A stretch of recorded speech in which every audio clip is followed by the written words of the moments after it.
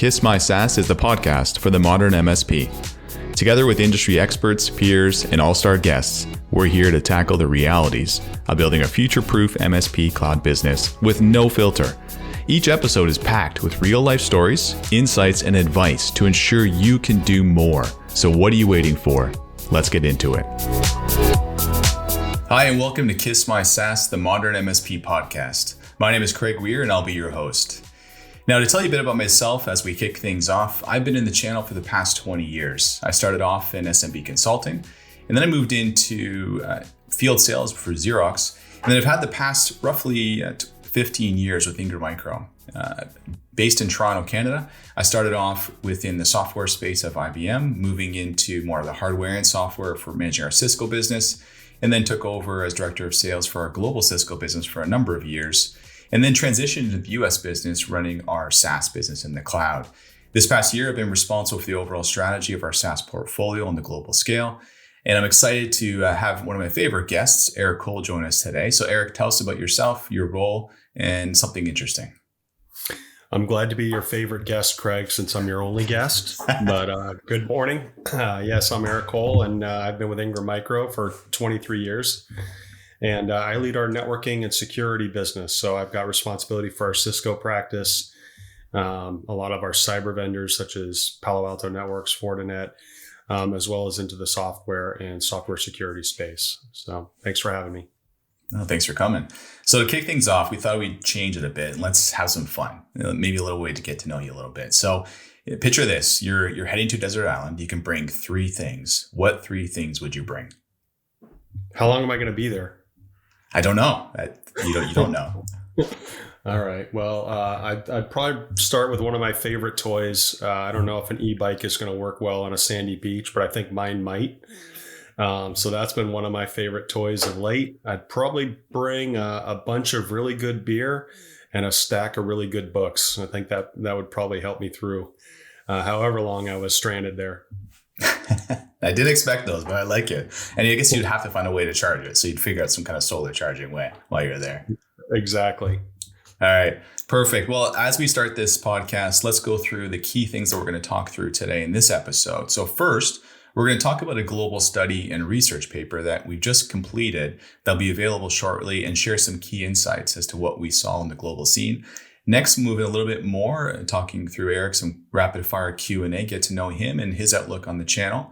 Then we'll move into what did we learn this past year and how do we look forward in 2022? What are some key insights and some things to look forward to and areas to focus for our MSPs?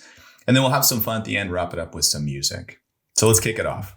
So in this first section, we've conducted a global MSP survey and study that we've just completed. The paper is almost ready. And really what this concluded of is approximately 700 MSPs worldwide, about 600 qualified in the criteria of our program. It ranges from really small MSPs that are 5 to 10 employees, all the way up to MSPs that are over 1,000. It focused on SMB all the way to enterprise, revenue as low as 5 million, upwards of 50 plus.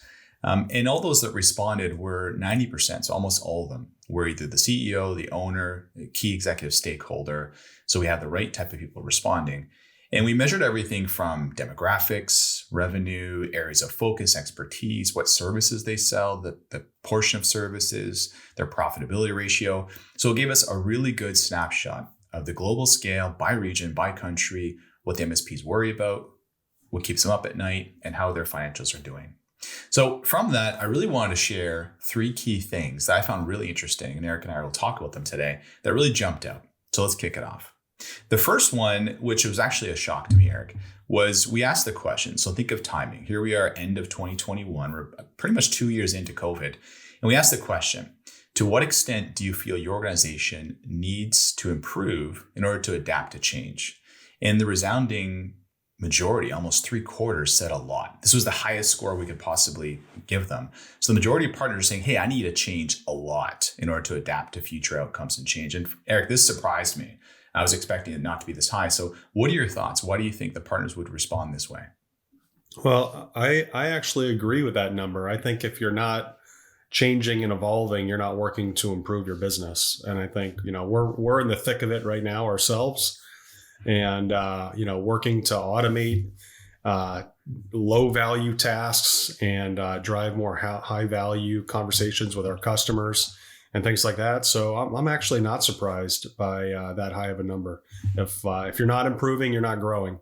Yeah, that's a great point. You said a really key word, which I think really stands out for this one, is automation. I think we learned through the past couple of years that we probably didn't have the right structure in place. We probably had policies, ways of doing things in people's head, but when those people leave or get overworked, you realize that's a broken engine. So I think automation was the key thing that I took away from that one. The second one that really jumped out for me was, we see the trends continually. More clients are outsourcing more business to their MSPs for a number of reasons. So we asked the MSPs, well, why are your clients? What do they see? What are they telling you as to why are more and more clients outsourcing a portion of their business to an MSP? And we broke it down to make it really applicable to the listener. So in the SMB space, here were the top 3 reasons. End users are scaling out because they want to improve scale. They want to focus on security and compliance and minimize downtime. Makes complete sense. Keep the lights on, give me basic level of security, and really make sure I can do more. In the mid-market space, the top 3 were really around, hey, help me focus on my business because I don't want to focus on IT. I do want to start learning more about the latest technology, and I really want to reduce my risk. So this also makes sense. The mid-market space, a little more money, a little more budget, a little more maturity. In the enterprise space, it was, again, no surprise, it was a heavy focus on the end user of let me focus on my business. I don't want to spend my time on IT. I don't know it. I understand I don't know it. But what also came out was a heavy impact on reducing risk and cyber and compliance. Eric, when you hear that, what resonates for you? I love the tailwinds in the cybersecurity landscape right now. Literally a new attack every day. It's not going to slow down. And yeah, it's about your core competencies. And, if I'm a small business owner, I don't want to have to worry about this compliance or things like that. I just want to focus on selling coffee if that's my business, right? And I think that that's going to continue. We've obviously been through a lot over the last couple of years, and a lot of businesses have been impacted from things that have happened with COVID and shutdowns and things like that. And for them to get their businesses back up and running, they got to focus on the really critical things and let the experts manage email and security and avoiding ransomware and all that good stuff. Yeah, great points. And I think too, the sites continue to show that end users are understanding their risk, are acknowledging, hey, I'm going to get attacked. And that's not if. They know they will. They know they're not prepared for it. So they're trying to make sure they have the right partner to help them through that.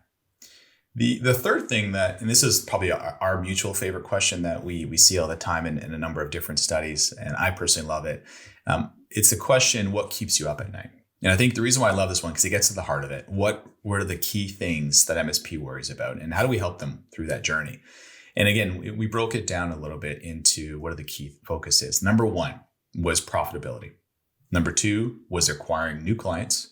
And number 3 was compliance and data privacy.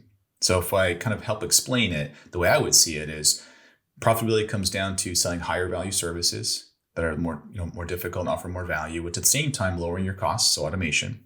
The second thing about looking for new clients, it's expanding the footprint within your current client base, but also going outside your comfort zone. Again, being comfortable, being uncomfortable. And compliance and data privacy really speaks to the massive growth in cyber. What are the new requirements, reporting, regulations, et cetera?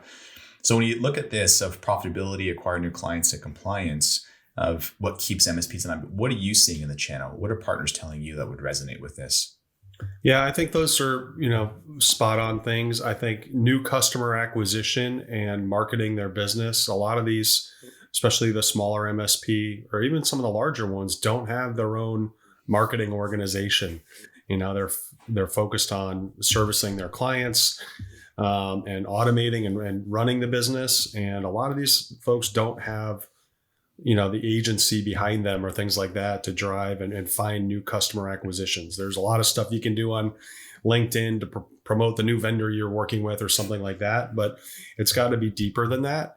And look, I don't think there's ever been a better time to be a managed service provider. The vendors we work with are shifting from hardware to software and to SaaS.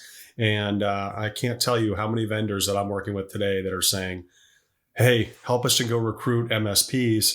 And as a result of that, I think there's a lot of offerings available through the vendors to help with some of these marketing efforts to go find and acquire new clients. Yeah, it's a great point. I think you called a couple key things out that I want to make sure I reiterate is it's really that transformation. And in that transformation, there's stress, there's worry, there's compliance, there's scale. And I think it's really about where are you going to focus your time? Where do you get the best return? Who are the vendors, the distributors, the other partners to really make sure you can acquire the right client, not any client, with the right service. There's a fourth thing I want to really call out, and I'm just going to highlight this. We asked the survey respondents, what do they see looking forward 5-10 years out? What's going to be redundant? And again, this was kind of interesting, and this we'll speak to in further detail in next podcasts, but there was a massive dichotomy between what some of the MSPs in the smaller space versus the larger space were focused on and would be redundant. So here's what I mean. In the SMB space, the top three things that partners feel were redundant in the long term was internal IT, no surprises there, cloud services, questionable.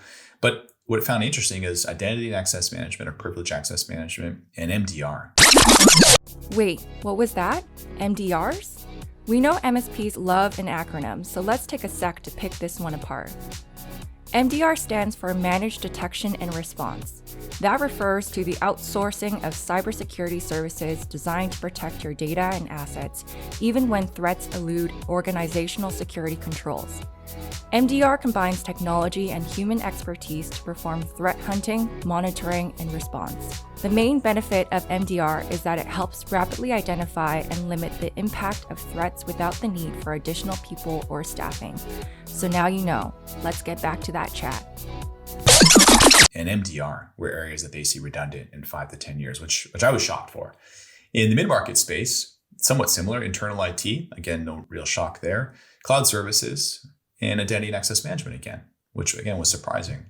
In the mid and enterprise space, the three that really jumped out that I would completely agree with was business continuity, backup, and server support and web. So in the enterprise space, I would agree. I think those are the areas that are slowly waning out because they're becoming a little bit more redundant. They're becoming a little bit more commoditized.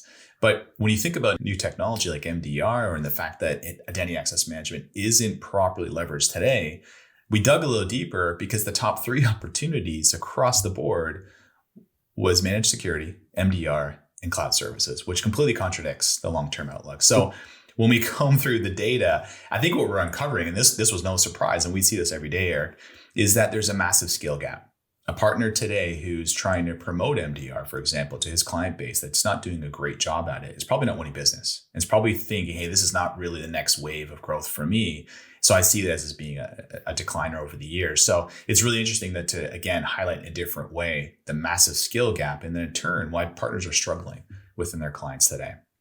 Well, that's interesting, Craig, because I mean, we're seeing a massive shift to detection and response. If you think about the NIST framework, there is no perimeter anymore. We're not building a moat. You might have built a moat around your office there because I seem to see you in your office quite a bit, but never anywhere else. But a huge shift to managed detection and response and identity and access management. I mean, those are the two of the hottest technologies in cybersecurity right now. So it's interesting to say that folks feel that they might be redundant. Maybe it's because they're not in those fields today. Who knows? Yeah, and Eric jokes because I'm Toronto, so for right now, travel for me is a little hard. He's in California, so I got the snow, he's got the warmth. But I completely agree, and I think if you look at that, it really speaks to where a partner's investing their time, which kind of translates into another part of our section. So let's do some rapid fire Q&A, Eric. There's about 3 or 4 questions that I have for you that hopefully provide some insight into your outlook, but also some insight to our partners and a little bit more about yourself. You ready? I guess so. All right. First question. What was the first technology that you ever sold or became comfortable with? I didn't really start my career in sales, but when I started at Ingram Micro 23 something years ago as an associate buyer, I was working on the 3Com line and I was just shocked. I mean, you got to think this is late 90s and I was amazed at how many hardware modems that we were shipping by 3Com. It just blew my mind. So at least that was a technology I could understand because I knew what it did as everybody was racing to connect. I mean, even back then, home internet wasn't a big thing. So I'll go with a 3Com modem. Nice. Bringing it back. I like it. All right. Next one. If this is more of the wisdom comes in. So picture yourself maybe back then. What advice, what words of wisdom would you share with your younger self? I probably would have started working on public speaking and presentation skills a little earlier in my career. I think I've come a long way, but I remember actually I had to present to a director at 3Com, and it was like 4 of us were going to be in a room, and I had 3 slides, and I was so stressed out about it, I got a migraine, went home, threw up, and missed the meeting. I think I've come a long way and been able to do main stages, and have spent a lot of time, working on presentation skills. And I think that is a skill that everybody can always work to improve.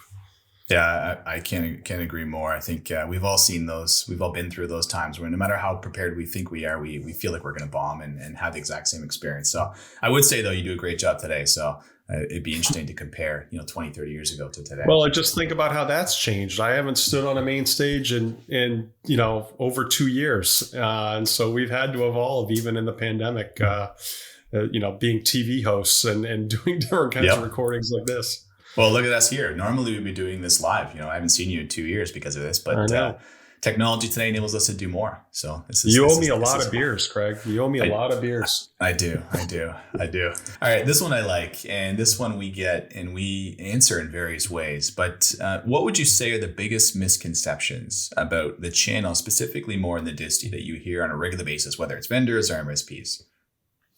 I'm going to hit it from each side because as part of my role, I have responsibility for bringing new and emerging technology vendors into our portfolio. And I think a common misconception is that there's a very high price to pay to work with Ingram Micro. And that's absolutely false. We're really investing in the partnerships. We don't know who the next shining star in cybersecurity is. We do a lot to vet technologies and make sure that they're channel and MSP focused. So there's a lot going on there. But I think that's a big misconception from the vendor side is, I have to write a big check to gain access to or unlock all the value that Ingram Micro provides. So that's a misconception. And I think on the MSP side or solution provider or VAR, I think we do so much to help our partner community. And in my 23 years, the number one comment I get when I'm interacting with a partner is, I didn't know you did that. Mm-hmm. And it's hard. It's hard. Obviously there are so many offerings and services and programs and things like that. And so I try to simplify that by saying, look, if there is something that your client is asking for and you don't think you have the capability or the offering, call us first. Because I will argue that 99.5% of the time, we will have a solution for you, either directly from Ingram Micro or within our ecosystem. Yeah, it's a great point. I think even add to that, I think it's evolved beyond the solutions for the end users. A lot of our partners are looking to us of, how do I become more efficient? How do I scale more? What kind of platforms should I start including? So it becomes a sell to motion of just focusing on their business overall. Because to your point, we do so much that partners, regardless of any shape or size, how long they've been with us, have no idea the scope of how we can help their business, both to help them grow and scale, enable their skill sets and training, but also to find new customers. So it's a great point. All right. So if we think about the look forward and we think about the report, what would you say would be the key technologies that MSP should be looking to invest more time in this year and moving forward? Look, we know that so many of the cyber attacks are coming in through the weakest link, which is us, mortal humans. And so you got to strengthen your email security offerings and security awareness training. I think security awareness training is still an underutilized offering, and we're starting to see even those types of solutions offered in a SaaS, in a recurring revenue stream model. And you've got to continue to educate the weakest link on, how we need to be suspicious and don't trust the emails or, we just made it through the holiday season. I didn't click on any text messages with links about tracking for packages I wasn't expecting. So we've got to continue. So I think those are two technologies that, obviously they're being utilized a lot today, but there's still room to strengthen the posture for those two specific technologies. Yeah, I would completely agree. I'm actually shocked we don't see more and more adoption of security training because it's the awareness on the employee level. 9 times out of 10, it's an employee's fault, and not maliciously, just without them knowing the Right. knowledge. The other thing I would add to that is if you think about the solutions that a partner needs to sell, wants to sell today, one of the issues that we see is there's too much, and I can't have all the scales. That's what I have. How do I have more of a turnkey? So that's the detection and response space, whether it's XDR, EDR, MDR, I see would be definitely an area to focus on to try to offset some of your skill set and capabilities. Yeah, 100%. Because we always go back to the question as a MSP or a solution provider, reseller, what have you. Are you going to build your own SOC, which is very expensive? Are you going to maybe acquire a company that has a SOC, which is very expensive? Or are you going to partner? And if you're not playing in that managed detection and response or 24/7 SOC as a service space, those clients are going to go get it from somebody else. So you've got to pick your battleground right there. Yeah, let's not forget too, partner means a lot of things. It could be partner with an MSSP, partner with another MSP who's stronger capabilities than you are, or partner with a vendor. There's a number of ways to look at that. There are easier entry points that partners ask us about all the time. So, what does that mean moving forward? I think it's really important to look at lessons learned. What did we take away from 2021 as we pivot into 2022 already? And Eric, if you let me, I love getting on my soapbox for a couple of minutes. So I'm going to jump on board. I'm going to take 2-3 minutes to talk about what a key takeaway that I saw. We can all agree that in 21, it was an acceleration of how we had to be forced to digital transform in every respect of the word. Hey, me again. Now, you've probably heard digital transformation a lot over the last 5 to 10 years. But how do you define something so broad? Well, for us, digital transformation changes the way a business operates to integrate technology at all levels of the business and move to a fully connected business strategy, culture, and processes. True transformation is not just adding new technology, but also how the business thinks and integrates its technology across departments and experiences.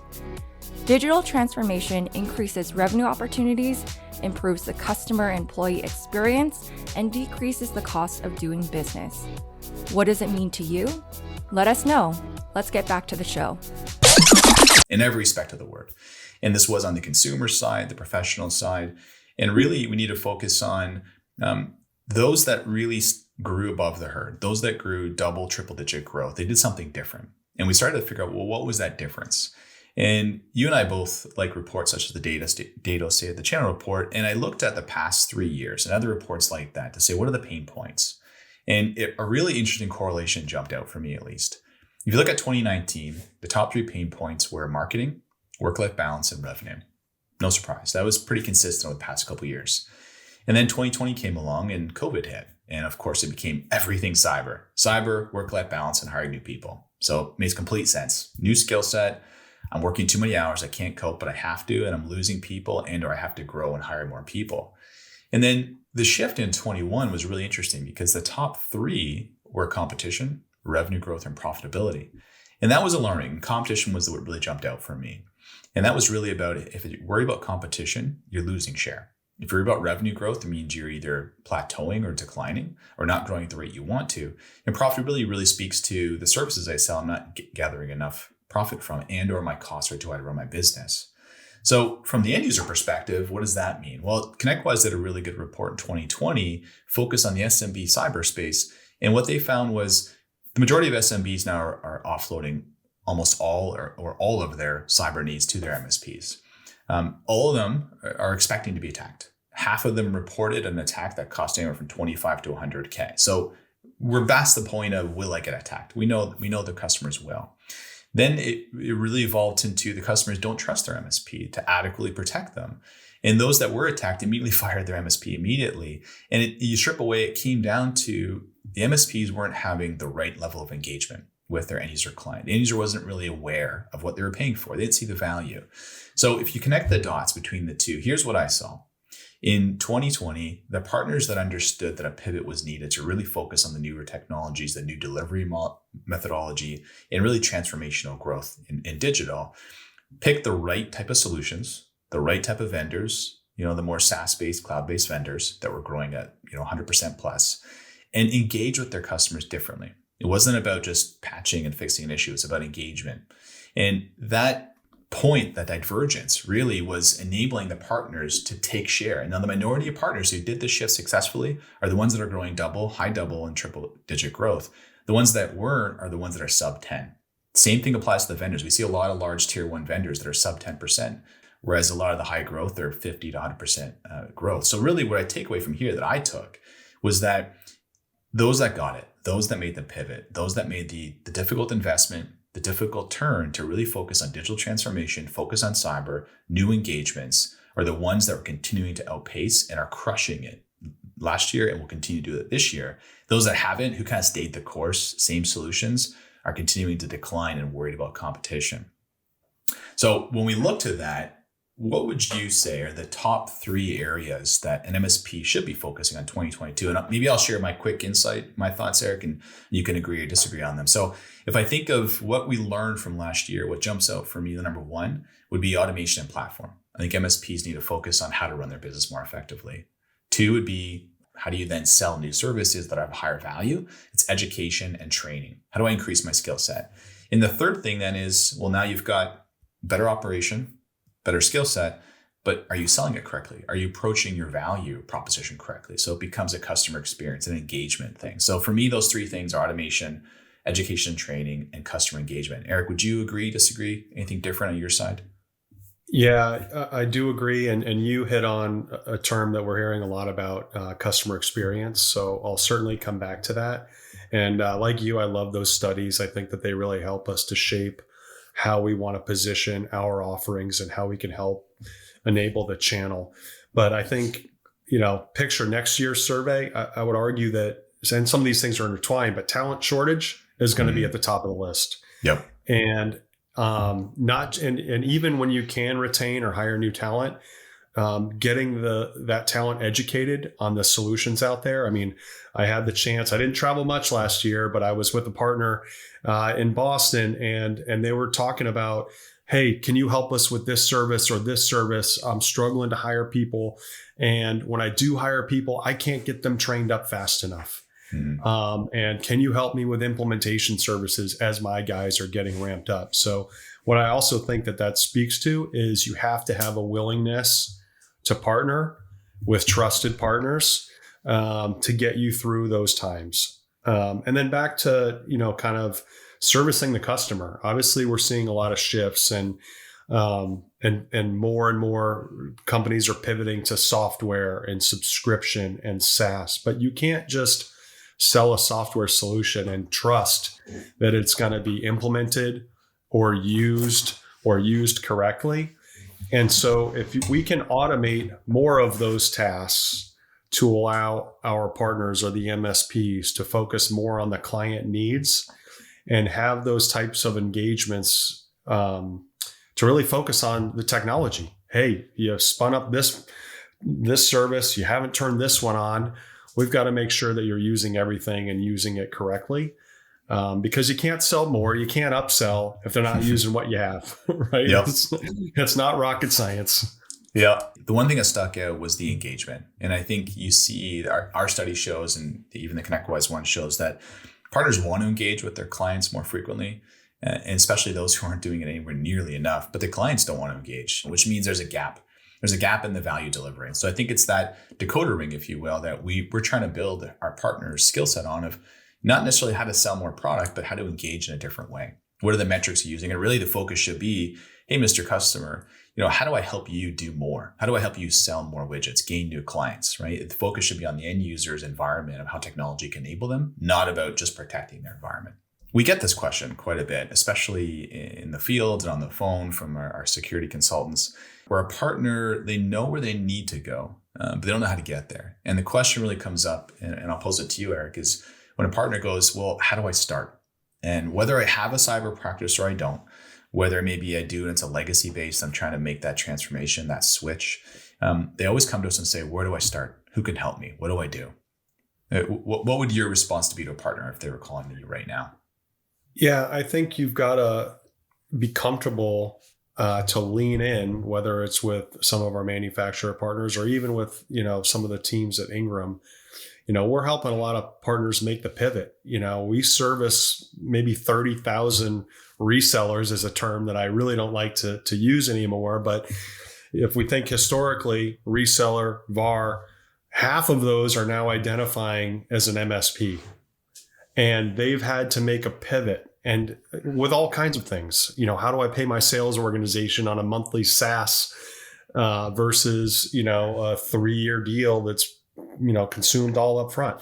And so you've got to be able to lean in. I think I mentioned that there's never been a better time to be an MSP. And so many of the vendors that we work with, they do a great job teaching and educating partners on their solutions or their technologies or the business problem it's solved. But the best ones are also offering education services on how to be a more effective MSP. Mm-hmm. And looking at that more holistically. And I think that's an area where folks lean into Ingram. I mean, we've got partner communities and consultants that we're working with so that we can obviously solve those pain points we know so well. Yeah, that's a great point. I think partners are looking to streamline. It's no longer best in class of the solution. It's best in suite. And I think, a simple analogy I think about, when you go to a grocery store, you don't go to 10 different grocery stores because they're the specialist in their area. You try to pick maybe one or two, and you go there for everything: the right service, the right environment, the layout. There's a familiarity, there's a comfort there that's beyond just why you're there for what you're purchasing. So to your point, it's how do we help connect the dots for our MSPs to help them become much more proactive and profitable in their business. So as we look through here, I think we've wrapped it up as like, what's the outlook for 2022? What did we learn from 2021? What were the key insights that we took away from the report? And maybe let's do a quick little shift. Let's have some fun here. So one of the questions we were asking ourselves is, hey, let's create a fun playlist that would attach to this. It doesn't have to resonate to the topic itself, but maybe something gives us some energy, something we focus on time. And I have constant music playing in my office, and I know you do quite a bit too. So I'll start it off, Eric. So I'm going to throw a couple songs at you and a couple artists, and they're going to be all over the map. So for me, for something that has some energy to get you going, something that's maybe in a workout, or you just it's a little quiet in the day, I wrote a couple down. So for me, Macklemore, it's something that it always gets you going. So Can't Hold Us is a great one to get you moving. DJ Khaled, All I Want to Do Is Win. Crank that up, and I don't care what you're doing, but you're bopping around. Turn Down for What? DJ Snake, another little fun one. I just can't help but blasting it. At the same time, the opposite, a lot of chill. I spend a lot of time with some relaxing music because you got to focus, you got to concentrate, you got half an hour to bang out some reports, as we all love to do. So anything that's Ray LaMontagne or Bon Iver are areas that just background ambiance. So Eric, when you think of that, what are some songs and some artists that pop out for you? Yeah, I like your energy songs. I hate to run, but when I run, I need something to keep me moving. You need the motivation. Exactly. And I listen to a diverse, range of music. On Saturday, we've got a golf playlist that we play that's pretty mellow. You don't want that high energy stuff as you're trying to keep your tempo going. But look, I love blues. I love reggae. So I'll put a couple to you that I would like to see at the front of the playlist, because you don't listen to the whole playlist, but we'll see how it goes. Yeah. So John Batiste, I Need You. Mm-hmm. I Need You, Craig. That's a good. We're recording this. I like it. That's a good high energy song, and I like that one. I love the Foo Fighters' new song, "Making a Fire." I love the instrumentals in it, and so let's put those near the top of the list. All right. Well, listen, Eric, I had a ton of fun with you today. This was a great first episode in our first podcast to review a lot of, I think, really insightful insights, getting your perspective specifically in the U.S. market. I really want to thank you for your time today. I want to thank the listeners for listening. This is our first entry in this point. I can't stress enough. I think I have to do this, is you have to say, hey, please subscribe. Please make sure you get the next thing, and stay tuned for the next update. And as well, reach out to Ingram Micro, reach out to our team for more help, because obviously anything we spoke about today, we can go in much more detail for you as we go forward. So thanks again. Have a great day. Thanks for listening to this episode of Kiss My SaaS, the podcast for the modern MSP. From the smartest solvers to the most inspiring innovators, we're here to help MSPs rise with more innovation, more opportunity, and more success. So stay awesome, and we'll catch you next time. The information, opinions, and recommendations presented in this podcast are for general information only, representing the views of the host and our guests, not the broader view of Ingram Micro Cloud. Information from this podcast should not be referenced in any way to imply such approval or endorsement. Thank you.